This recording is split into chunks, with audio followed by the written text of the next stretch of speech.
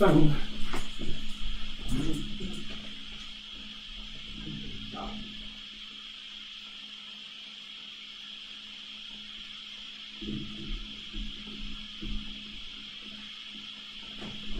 Hey, there I am. All right, I got myself on there now. Hey guys, my name is Randy Donatelli. I am here today to talk to you about chemistry, specifically in the in-bay automatics. So, get on here. So we're going to talk about mainly two types of in-bay automatics. We're going to do a little bit on friction bays, and then we're going to do a lot more on the touch-free.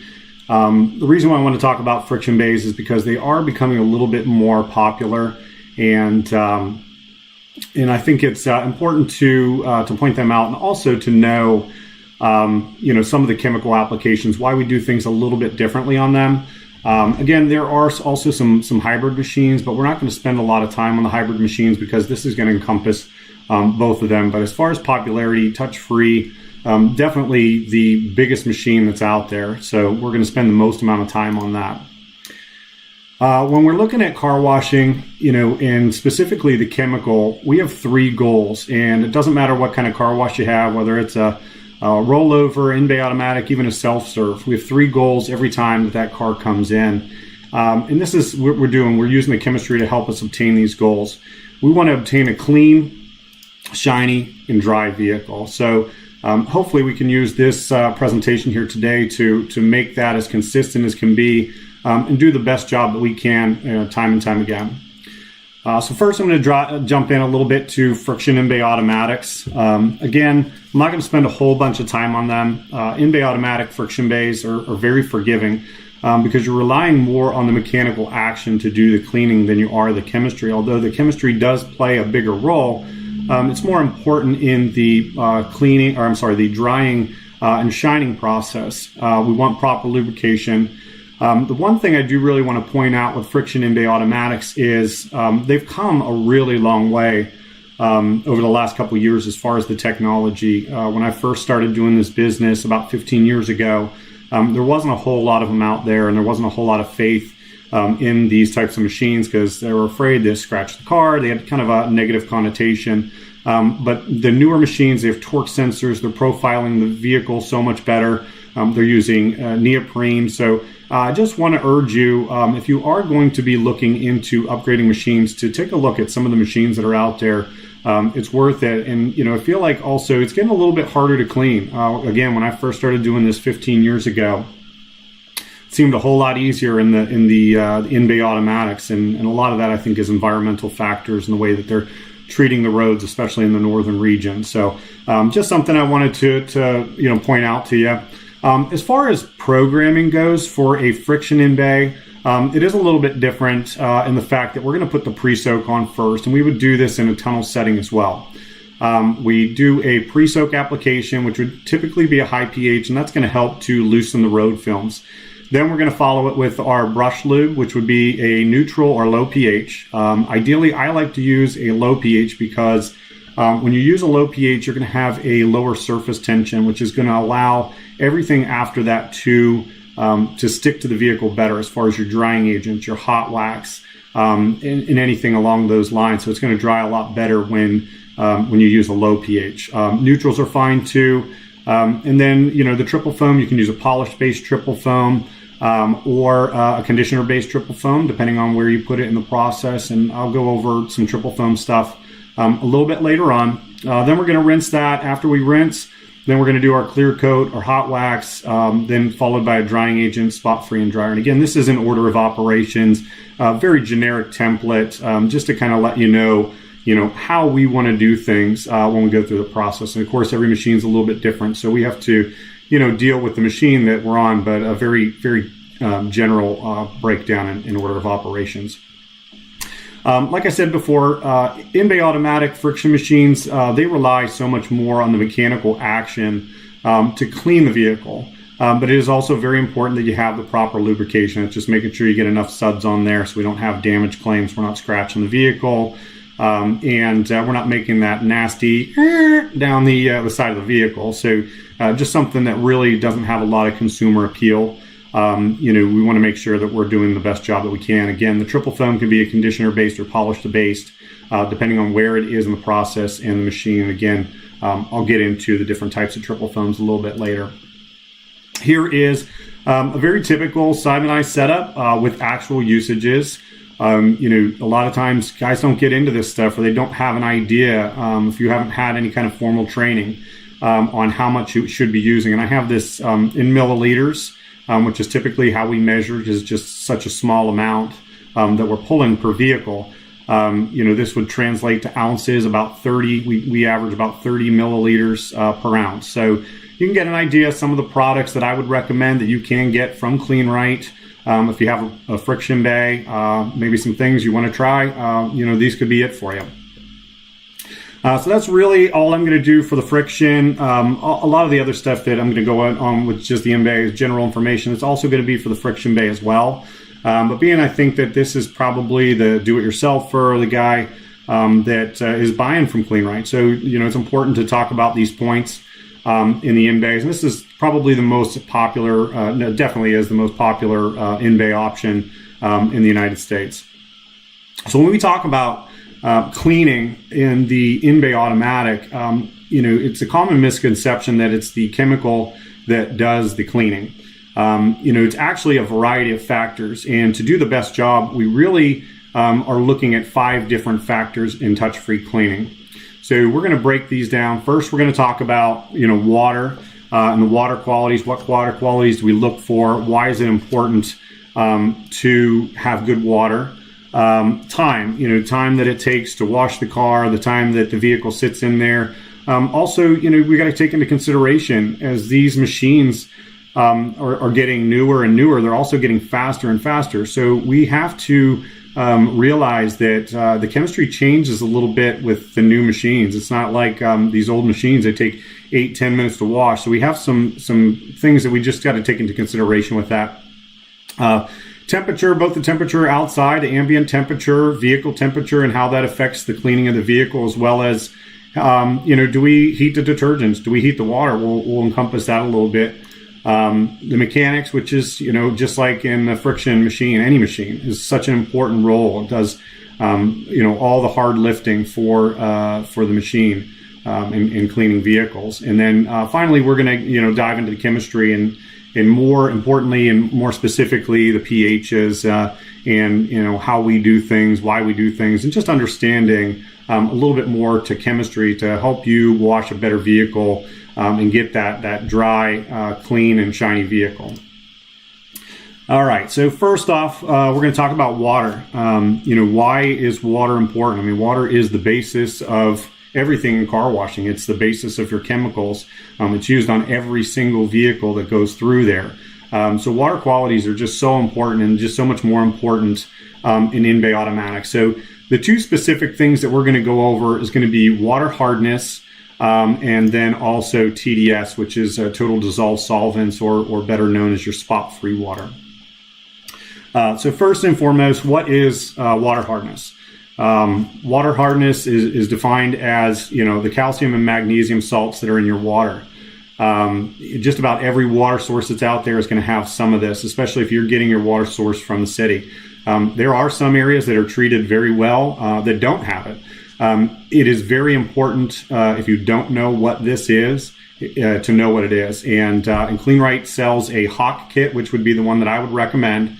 You're gonna do this. I believe they have a training video as well that'll show you how to do a test to see how many grains of hardness that you have in your water, which will give you a starting point. And again, if you don't have a water softener, we'll tell you why.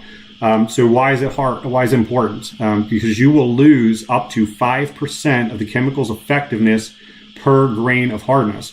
So, typical setting, I see city, municipality waters between 7 and 10 grains of hardness. So, that's not, tough to do the math to say if you got 10 grains, you're going to lose up to 50% of the effectiveness of that chemical. So that water hardness, those salts actually work against the water hardness. So again, if we want that chemical to be the most effective that it can, we need to get those agents out of there to really do a good job. And it's going to be so much more important when we talk about the alkaline soap, which is our bulk cleaner, but it can also affect your waxes and drying agents as well.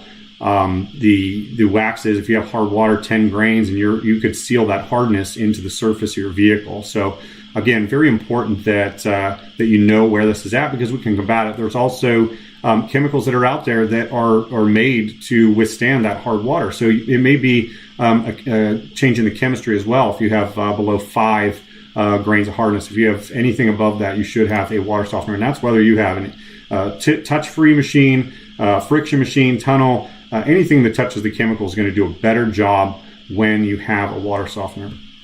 The other thing that hard water can do is it can clog injectors, check valves, lines, solenoids, coat tanks. You're going to get scaling long term, just like you will, on your shower head at home. Just a perfect example. When you introduce an alkaline soap that can't take the water hardness, it's going to happen at an exponential rate. So just very important to know, again, what that is and make sure that we're treating that water that goes to the chemicals so it is more effective.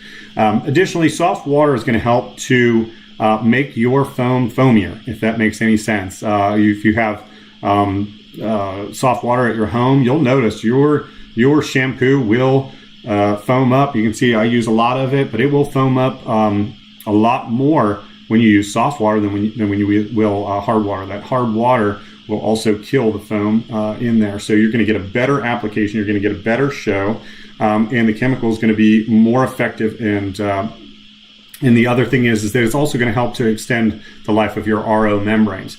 Your RO membranes will take the hardness out if you're feeding it to the RO unit. Ideally, we want to take that hardness out before it gets to the membranes, because it's going to clog those membranes over time. So if you have a situation where you're replacing those membranes once a year, that's okay, but it's probably due to something like this. In order to make it the best that you can, you really want to have a water softener on there. So some additional questions when we talk about water hardness. What level of water hardness is acceptable? And should I have a water softener? I think I've kind of answered that already. But I always like to answer customers' questions with my own questions. And, what I like to say in this type of situation is, do you want to be the best? I've had multiple conversations with other guys that do exactly what I do.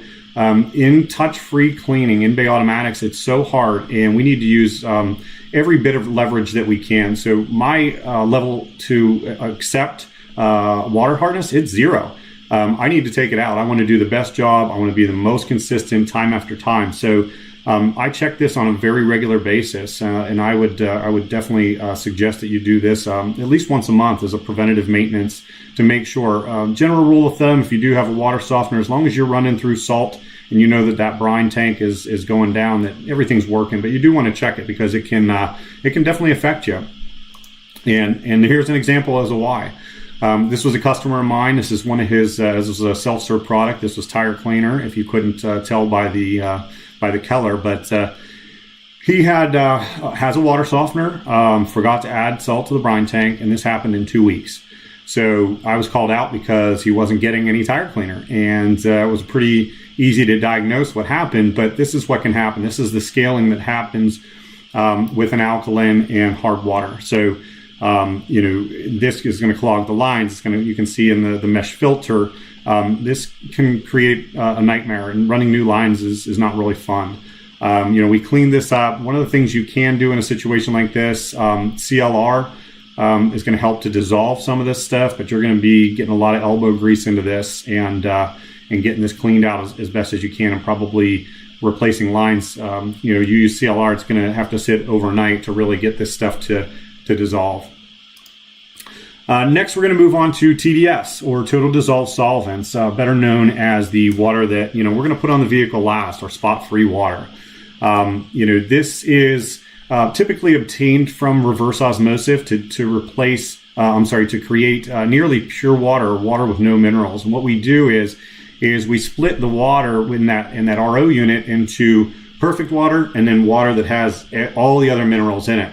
Now, the water that has all the minerals in it, again, years ago, we would dump that down the drain, but now that water is such a commodity, we tend to recapture that now, and we're using it in the wash process on applications like the high-pressure rinse or undercarriage, where it's not so important that we have really good quality water. So, it's just a nice way to recapture that water, save a little bit of money. You're making it anyways.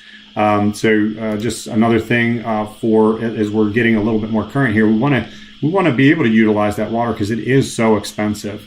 Like I said before, your RO unit will remove the water hardness, but it's important to know that it's going to plug your membranes up over time. Your membranes, you should be producing between half a gallon to 1.5 gallons per minute. It's depending on the quality of your membranes and the type of machine that you have, but to produce good quality water, that's about where you should be. If it gets less than that, it could be those membranes starting to plug up. The other thing that's going to kill your membranes is chlorine. So if you're on a well, you don't have to worry about this, but chlorine's not really something we test for a lot when it deals with the chemistry, but it is important to know that chlorine will eat away at your membranes very rapidly. So you want to have some type of carbon filter before your spot-free unit or your RO unit. This is a number I've heard discussed, different ways as far as what we're looking for spot-free water when we test, as far as total parts per million. I look for less than 50. The true answer is you want to be as close to 0 as possible. 0 being pure water. I've never tested it that way. Typically at the machine, you're going to be less. You're going to pick up a little bit. Again, we're measuring in parts per millionth. So it's a very, very small molecule and or particle. So you're going to pick up a little bit in the tank. You're going to pick up a little bit more in the bag. And it's important to test the water in the bag because that's what's actually going on the vehicle. So if you have the capability to do it, that's where you want to check. And again, 10 is about perfect. If you get upwards of 50, you're probably something's going wrong. And that's where I would say if you're in that 40 to 50 range, check that pre-membrane filter. You're going to need to change that on a pretty regular basis. It's really going to depend on how many cars you're washing and how much water is going through that system.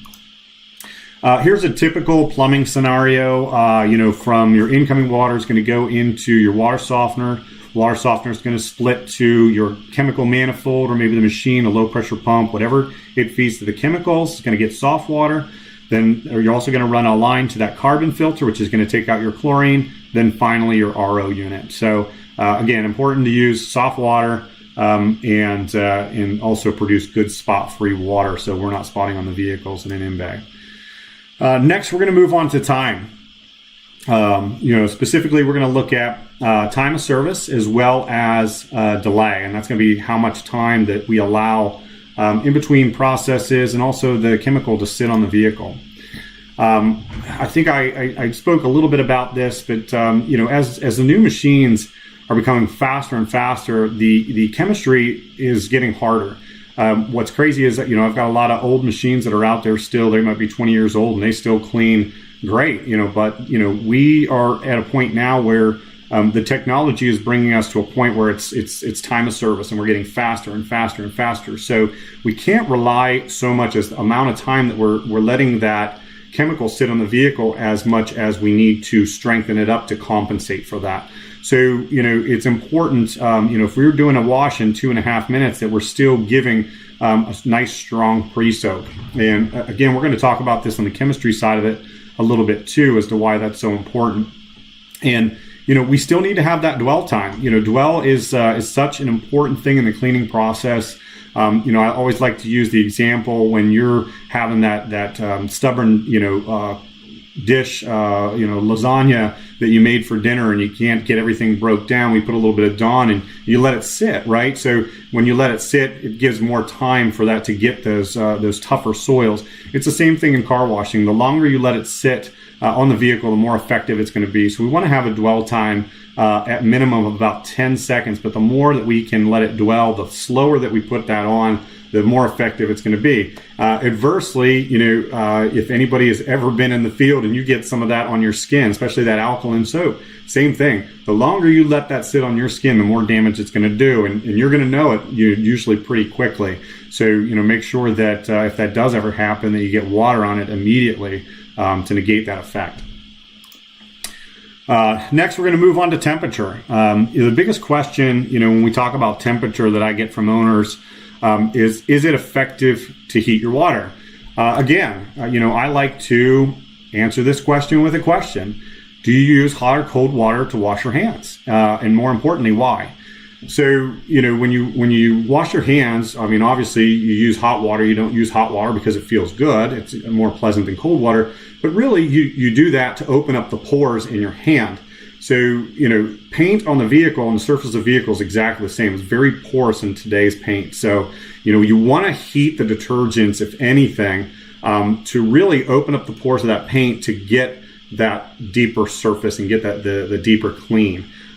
Same thing as washing your hands. So just a real easy way to remember that. Also, heating the detergents is especially effective following rain and colder weather. When you have rain and cold weather, you're going to bring the road oils up, and then the car in front of you is slapping it all over your vehicle. You can strengthen the chemistry, but the best thing to do is actually to heat it to get that to loosen up a little bit more, those oils, to get them to move so that we can clean the car more effectively. And then the ideal temperature for your detergents is going to be between 110 to 140 degrees at the nozzle. So you're going to lose some temperature between your pump station and out into the bay. We want to be putting a nice warm pre-soak on the vehicle to get that stuff to loosen up, especially in those really hard to clean times. It's actually more effective to heat the detergents than it is to just put a stronger detergent on there. Also, when we talk about temperature, we talk about the outside temperature. So, again, being that the paint is very, porous, you go from, warm weather to cold weather. Again, it's going to lock that dirt into a deeper surface. So we need to bring that temperature back up to knock that stuff off. In extremely high temperatures, if you live in the southern region or closer to the equator, we want to cool down the surface a little bit because, we don't want to damage the paint. And also you can actually this goes both ways, but you can dry the paint the soap right on the paint. And also I've seen in the wintertime where, the surface of that vehicle is so cold that it freezes to the surface. So, again, when we use a hotter detergent, it's going to help combat that because you're not going to clean if you freeze it right to the surface of the vehicle. Another thing, just an important note, this time of year, I get it from customers all the time. It just doesn't seem to be drying as good as it used to. And we haven't changed anything. The chemistry hasn't changed. We haven't changed anything as far as the timing. It just the vehicle, or the temperature of the surface of the vehicle, it doesn't dissipate when it's cold. It doesn't move when it's cold. It's more stagnant. So you're going to get a less dry vehicle when it's cold, and you're going to get a better dry when it's warm. Again, with spot-free water, you drive out on a sunny day, and that water just about dissipates. So very important to remember, it's not something that you're doing or not doing. It's just the nature of the time of the year. So next we're going to move on to mechanics. Funny enough, we haven't even talked about chemical yet, but saving the best for last. Mechanics, just like in your friction bay, is the most important thing to keep your machine running properly. And it is going to play the biggest factor in how the chemical operates. A common misconception I think that everybody has in in-bay automatics is that the soap cleans the car.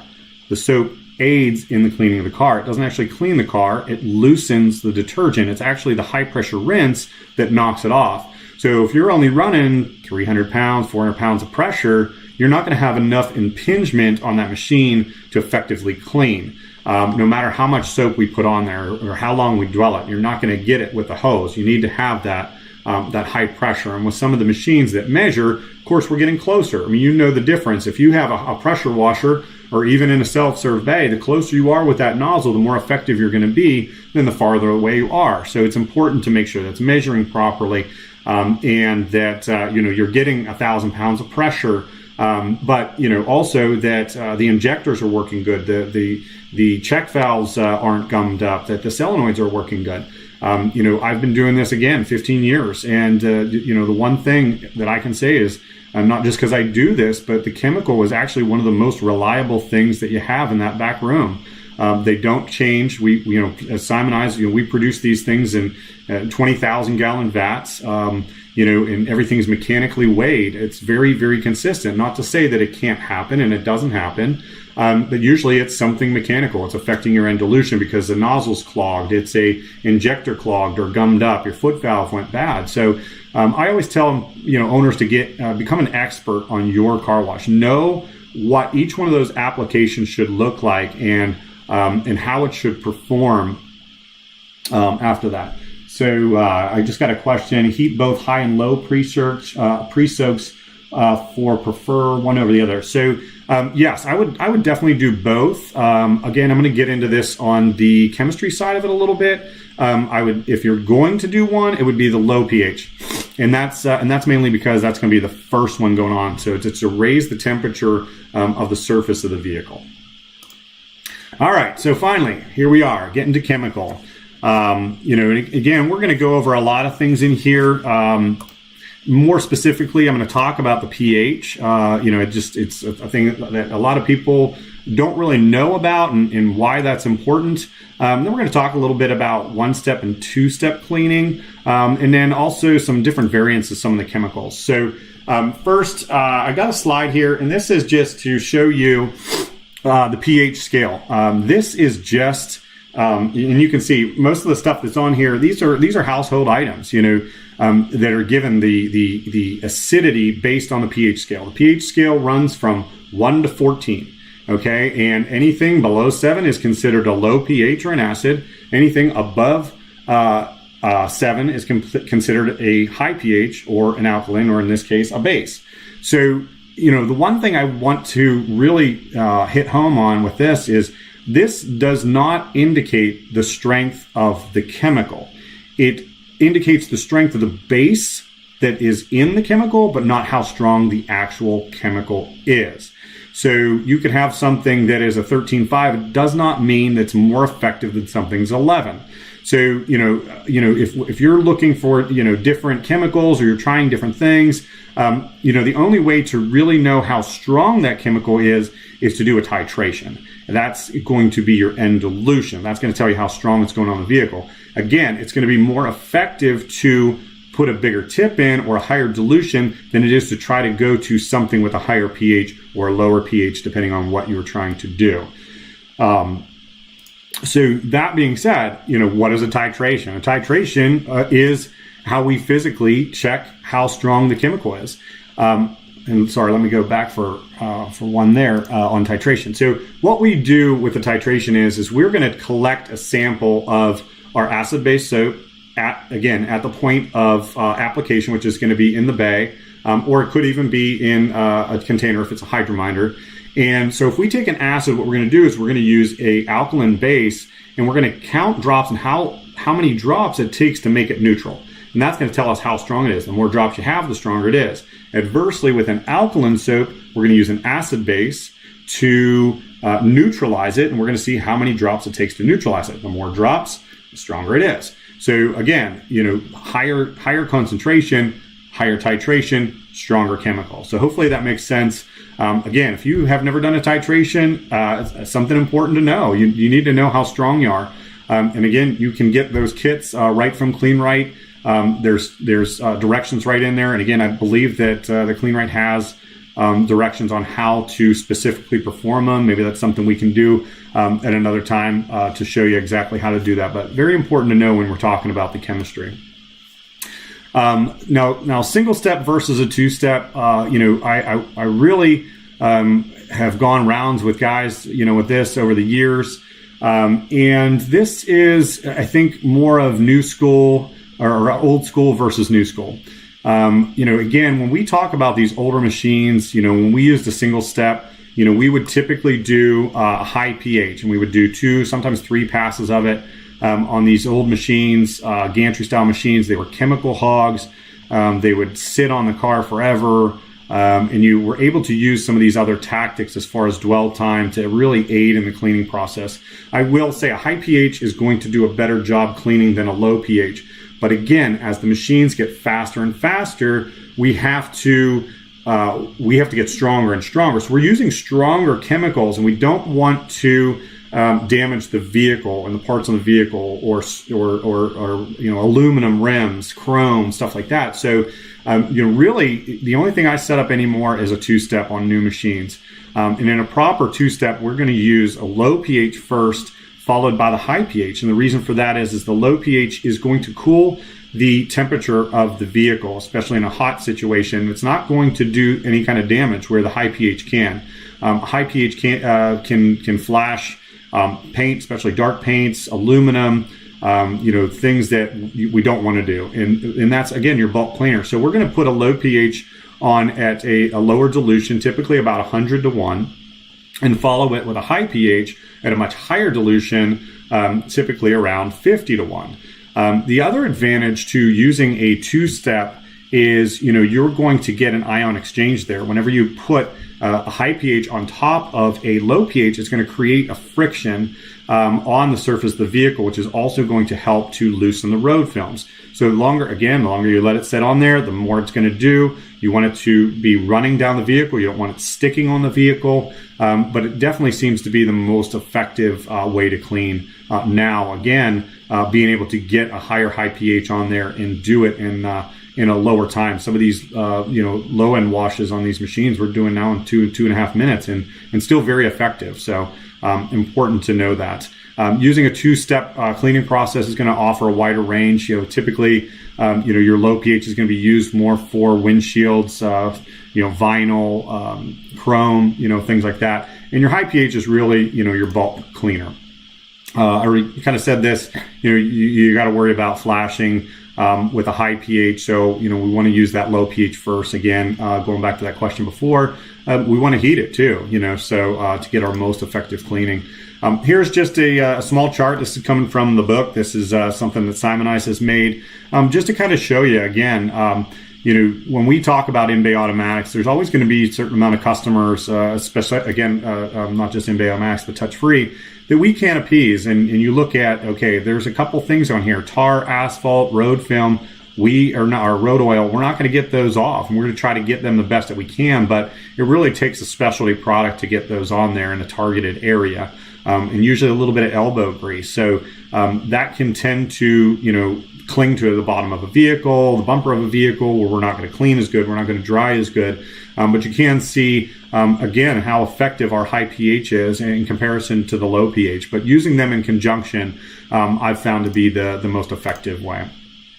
A slide that I've added in here, just because, again, something I hear in the field from a lot of owners. We talk about triple foam, and when I first started doing this may have been the case, but I get a lot of guys that say, "Oh, triple foam is just for the show, right? That's all we're doing. We're putting a show on for the customer."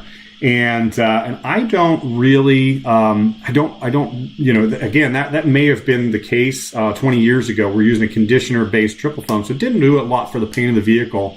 But I just want to put that to rest. There are different types of triple foam that are out there that are available. And in-bay automatics, specifically touch-free, I use a polish-based triple foam a lot. And that is because it's going to aid in the beading and the sheeting of the water. It's going to actually help to brighten the paint of the vehicle, and it's going to break down and rinse a lot better than you would with a neutral. We're also starting to use low pH triple foams now as well, which will also break down. It's going to reduce the surface tension on the vehicles to help dry. We use that in tunnels a little bit more. So they do actually aid in the drying process. Neutrals, again, they're going to be a little bit tougher, and those are the ones they're not really doing a whole lot for your vehicle, but typically have the best amount of show. I got a question here. It says, every company seems to have their own titration kits. Can any titration kit be used for the chemicals I'm using?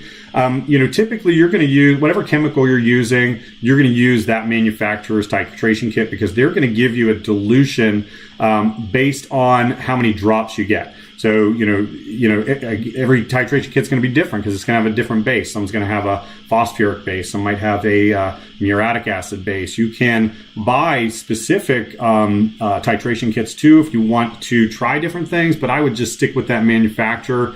And of course you can, go apples to apples by using, say, our Simonized kit on a competitor type chemical. It's going to give you an idea of strength. So, it's not going to give you dilution. You have to make a manual dilution, which is a little bit more complicated, but definitely possible to know what your end dilution is to know how strong you're putting it on there. And then also stacking high on low pH, better cleaning than high pressure rinse. High on low, absolutely. The high on the low is going to give you a better clean, not necessarily a better dry. But yes, that would be my recommendation. Put the high on the low, and then the high pressure after both of them. I would not rinse in between. Just kind of a waste of time and a waste of water. This is something I do with owners so much especially with these new machines, really pushing the envelope of, faster and faster and faster. In Bay Automatics, we really need to compete with the express model, which is kind of popping up everywhere. So speed of service is very important, especially when you look on return on investment. So we want to do the best job that we can at, again, the cleanest, driest, shiniest vehicles in the shortest amount of time. That's the real challenge. So, and I think over these next couple of years, as the machines progress more and more and more, you're going to see these machines really test the limits. And, we have to do our part on the chemistry side of things to do the best job that we can. So this is what we're seeing now. And I think it's going to get better. And as we pay better, we just heard a presentation, quicker payments, in different payments. This is the expectation of the customer, that we're not waiting, we're in and out, and to make this process more seamless. And now we have unlimited, and we don't really know how that's going to do so far in Bay Automatics, but I hate to say this, but I think it's around the corner. I think we have to do it to be able to compete. We don't really want to waste time. If we can stack things on and on this slide here, an example, there's times where I will put a low pH pre-soak in, a triple foam in with the pre-soaks, or a neutral even, so that we're able to rinse that without having to do a back to forth, process and adding an additional rinse. So, you got to remember everything that we put on, we got to take off, and that becomes a challenge, especially when we're doing it as fast as we are. All right, moving on. So another thing I wanted to address here too is classification of the waxes. And this is, we're getting to a point now, there's so many different things that we can put on a vehicle. So I just want to kind of put this to rest for everybody, that these are all very similar, okay, in the job that they do. And the way that I've classified these is we're going to look at these from the least to the most hydrophobic, okay? So when we talk about a drying agent is it does just that. It's going to aid in the beading and sheeting of water. It's going to offer limited protection, might give a little bit of shine depending on what's in it. But as we step down, we're going to become more hydrophobic, which means it should dry a little bit better. Usually we're going to add a little bit of scent to it.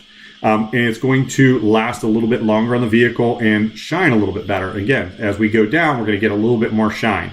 Then we have a classification of a super sealant, which again, when we keep adding classes, like we're able to get them better. A couple years ago, we came out with the Carnauba wax. We're getting a better shine, drier vehicle. Now, if you haven't tried it yet, ceramic sealant. It's a wonderful product.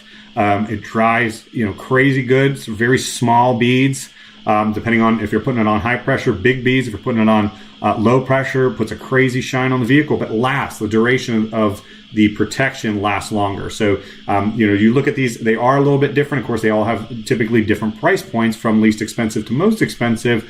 So that's what you're looking at is the level of protection, and the level of dry.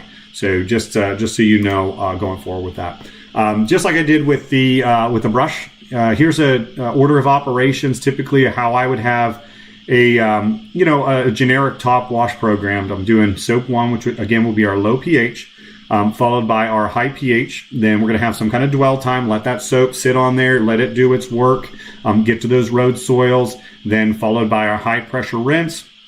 After we do our high pressure rinse, that's when I'm going to put on our premium product, where I would put a ceramic or a hot wax.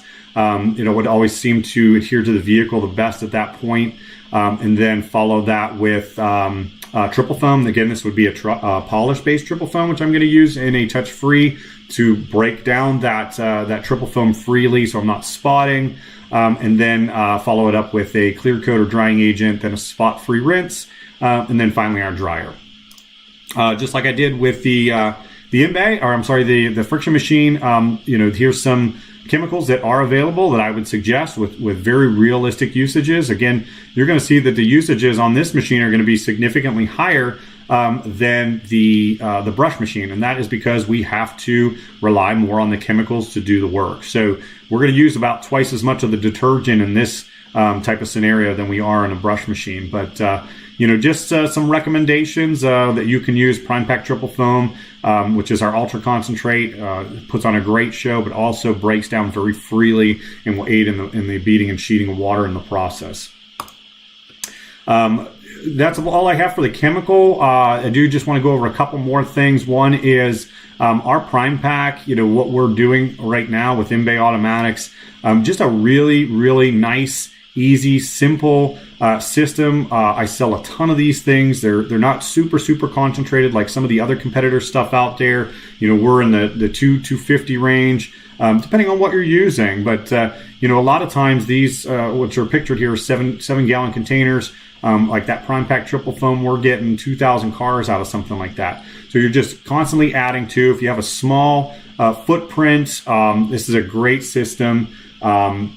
They are going to be about 25 pounds. There's a little cellophane in there. You just keep adding to the container. So for some of you guys, you got a small equipment room. These are easy to move around, especially if you have multiple locations. You need to take one to another site. Again, when I first started doing this, everybody was afraid of ultra concentrates. They've come a long way.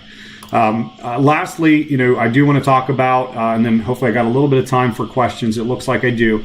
But extra services, and this is another big thing. I don't think we do really well in IBA Automatics. By adding different products and different services, we can create additional revenue sources in IBA Automatics. And again, as the machines get better, they're adding more options to these, and as the tellers get better, we're going to be able to customize these more. So if you're looking at purchasing new equipment, make sure that you look at this and you have the capability to add these, because if not, that technology is going to pass you by in a couple years.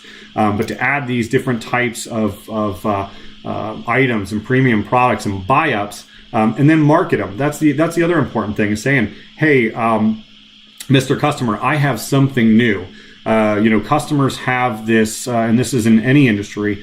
It's called the fear of missing out. When you put something up there, they have a much higher possibility and chance of trying it than not, and that's going to increase your package sales instantly. This is why you see Coca-Cola and Lay's potato chips and all these different manufacturers. When you go into the convenience store, they're constantly new this, new that, new this, new that, because they know that they're going to get a certain segment. So use that to your advantage to try to increase that top wash package.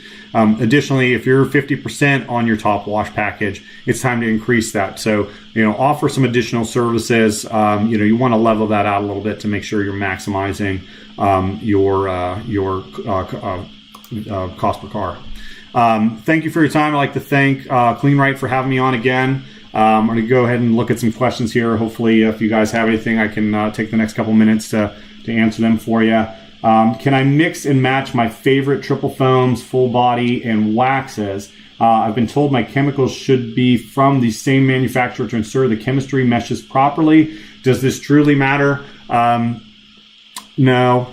I mean, there's guys that do this. I mean, this is just me, being an honest salesman. I like to see it because I have control over it. I can tell you, that this is going to work with this. But it's going to become a little bit of a play, and something that you're going to have to kind of tinker with.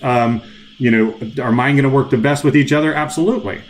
So if you have a certain scent that you like, this is what, it's kind of important to, see what's out there and play with some of the different things, and talk to a rep. We have a rep, a Simonized rep in Kleen-Rite. If you have questions and want to, expand some options or look at some different options, maybe different smells, we have so many different options, different triple foam. We have 20 different triple foam. So there are different options, and I know there's a lot of different manufacturers. Everybody does something really good, and some guys do things not so good. So at the end of the day, you can. Of course, any chemical guy is not going to recommend it. But you as the owner, at the end of the day, I mean, it's yours. And I think the more hands-on you are, the more you're going to see that, and the more you're going to understand that. All right. I mean, I don't have any more questions. If anybody has anything else here.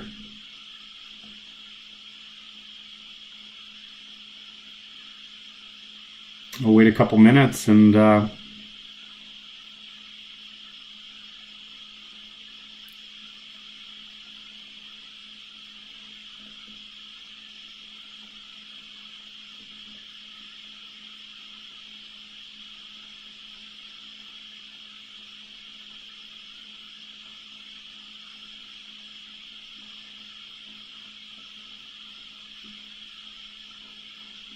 all right, guys, doesn't seem like I have any more questions so I hope this was informational for everybody and everybody learned something.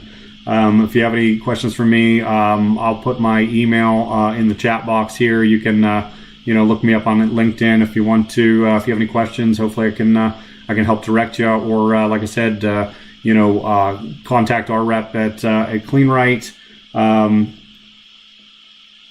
Of course, now I guess can I use our self-serve chemicals? Self-serve stuff, I typically don't use the same type of chemicals in self-serve that I do in automatics, because the automatics, you need strong chemicals, and I'm not going to, and usually the stronger chemicals are more expensive. Self-serve, it's more of driven by the customer itself. So I typically use the better stuff in the in-bays, but you certainly can. You can use the same high pressure if you want to make it easy for you, same waxes. You definitely can, but typically I don't. Pre-soaks to a wet or dry car. It depends on the season, whether you want a wet or dry car. I mean, I'm going to want a dry car. Because, if you have a wet vehicle, when you put that first pre-soak on there, it's going to be diluted a little bit. Not that much. I mean, we're going to hit it with usually the undercarriage, so it is going to dilute it a little bit, but I wouldn't put like a high pressure rinse on there first. I want that soap going right to the grind. What percentage of touch-free washes are still using HF for low pH?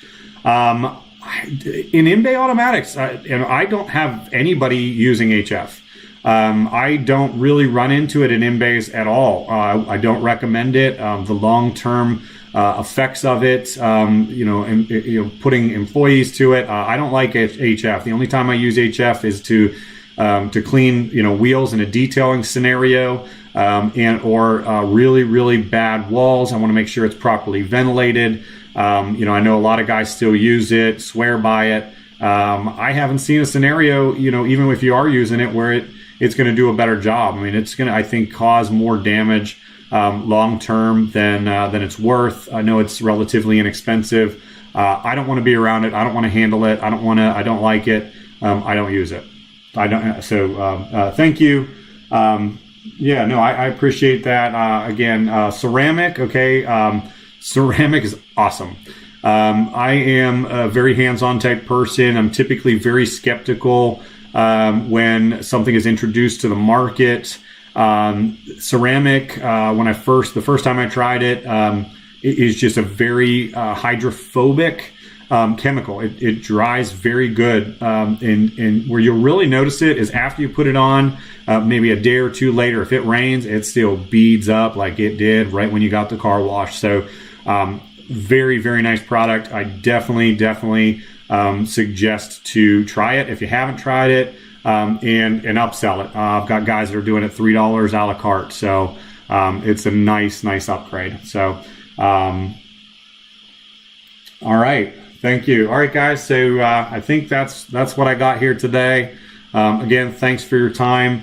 You guys don't forget you get free shipping with the till the 27th with FSM C20 from Kleen-Rite. So thank you for your time. Hope everybody learned a little something, and thanks again.